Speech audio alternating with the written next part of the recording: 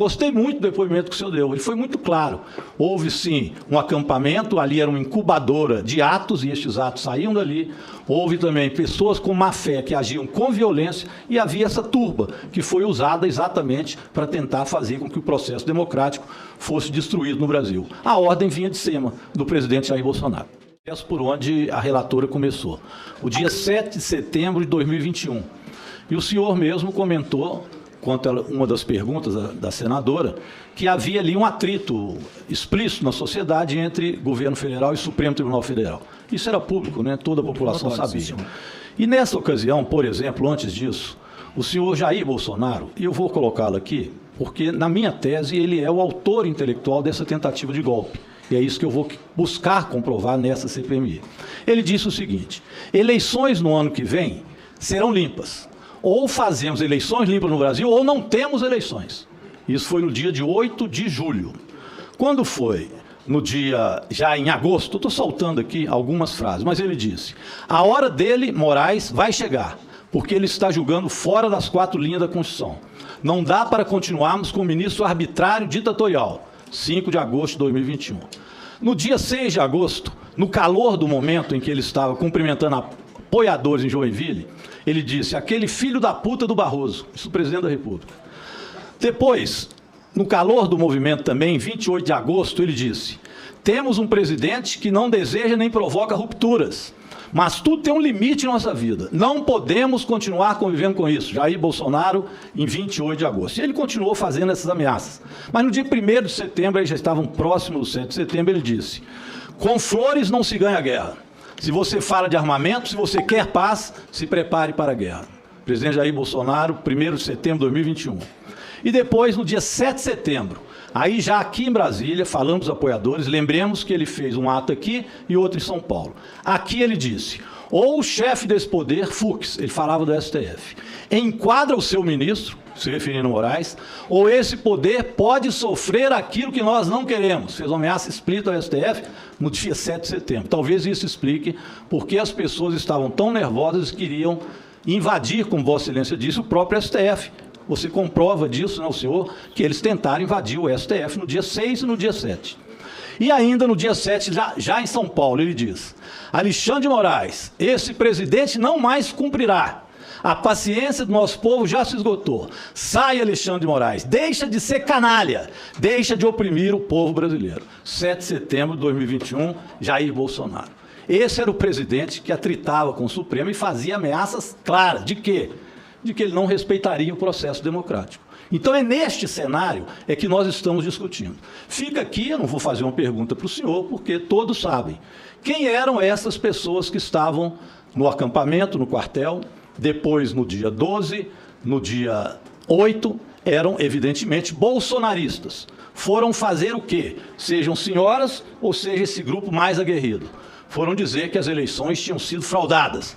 É claro que isso não é uma pergunta, porque estavam nas faixas que eles carregavam e nas intenções que eles chamaram os atos, tanto do dia 12, quanto do dia 8, quanto também do dia 24, aí não foi um ato, mas uma tentativa de colocar uma bomba para explodir o aeroporto de Brasília.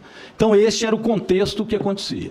Aí eu faço algumas perguntas. Nos acampamentos, o senhor disse que tentou retirar esse acampamento e foi impedido pelo Exército.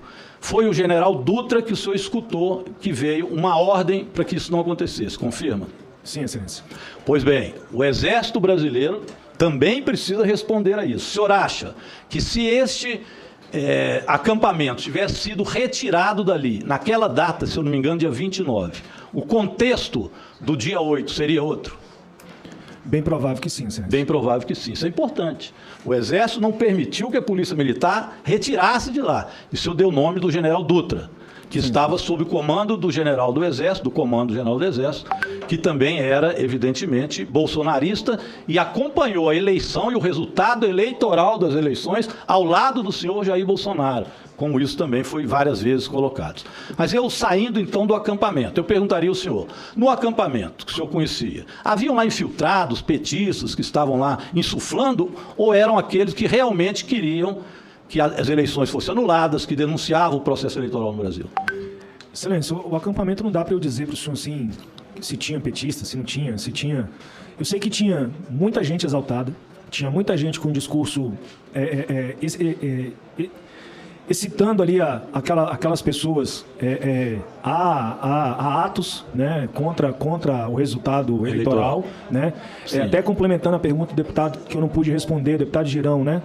O que a gente percebe, senador, o que a gente percebe ali no dia do dia 8 é uma coisa que a gente chama de operações, que é o efeito manada, né? Poucas pessoas fazem o ato de agressão e as outras pessoas, no momento de euforia, simplesmente acompanham, né? Tem gente que entrou aqui dentro do Congresso só para tirar foto, só para dizer que estava aqui e não fez nenhum ato acompanhando, né, pessoas mais agressivas que à frente daquela turba foi. Agradeço, Coronel Naim. Tenho a mesma opinião do senhor, é óbvio. Ali é o efeito manada. Mas tinha muitos preparados, como o senhor disse, que tinham técnicas, inclusive de enfrentamento. O senhor chamou de turba.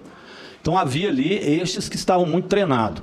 Depois eu queria que o senhor pudesse, eu não vou colocar agora, senão eu perco o meu tempo, mas se o senhor conhece os kids pretos, se você já ouviu essa expressão. Negativo, não, senhor. É bom que depois a gente examine o que são esses kids pretos que foram denunciados também como agentes que estavam naquele processo e eram treinados para atos exatamente de guerrilha. E eles vinham de CACs e outras organizações que eram de atiradores. Isso é uma denúncia séria feita pela imprensa que depois na CPMI nós vamos ver. Mas eu concordo com o senhor, havia ali o efeito manada, mas havia aqueles que sabiam o que estavam fazendo. Haviam. Não eram apenas senhoras idosas que foram ali e encontraram tudo aberto. Eu costumo dizer também que o principal responsável disso é quem foi fazer, quem chamou, quem pagou, quem foi fazer o ato. Pode ter havido falhas do comando da Polícia Militar, pode ter havido falhas, pode ter havido omissões. Isso é normal que haja em qualquer guerra, em qualquer ato. Falhas é possível. Agora, quando você substitui a falha e quer colocar o responsável na falha e não de quem fez, aí já é má fé. Por exemplo, uma pessoa entra e assalta um banco. Vai com metralhadora, atira e sai de lá correndo. Depois ele é pego, vai preso. Quando ele é preso, ele pede para abrir um inquérito para saber por que o vigilante dormiu. É claro que essa pessoa atua de má fé, porque ele fez aquele ato de invadir o banco. Então é evidente que perdoar quem fez este ato não pode ser e colocar a culpa no vigilante, o ato central, embora ele possa ter culpa, possa ter falhado, etc. Mas é bom que a gente faça essa diferença, porque senão acaba prevalecendo uma tese completamente esdrúxula, que o problema não foi esse histórico que eu comecei lá do dia 7 de setembro de 2021, que tinha um presidente que desde lá falava que as eleições não iam ser válidas. Aliás, um presidente que amanhã provavelmente ficará inelegível exatamente porque ele fez ou quis fazer com que as urnas eletrônicas no Brasil, o processo democrático, fosse desmoralizado. Provavelmente ele se torna inelegível no país. Então havia um processo, e o processo o senhor colocou aqui muito bem.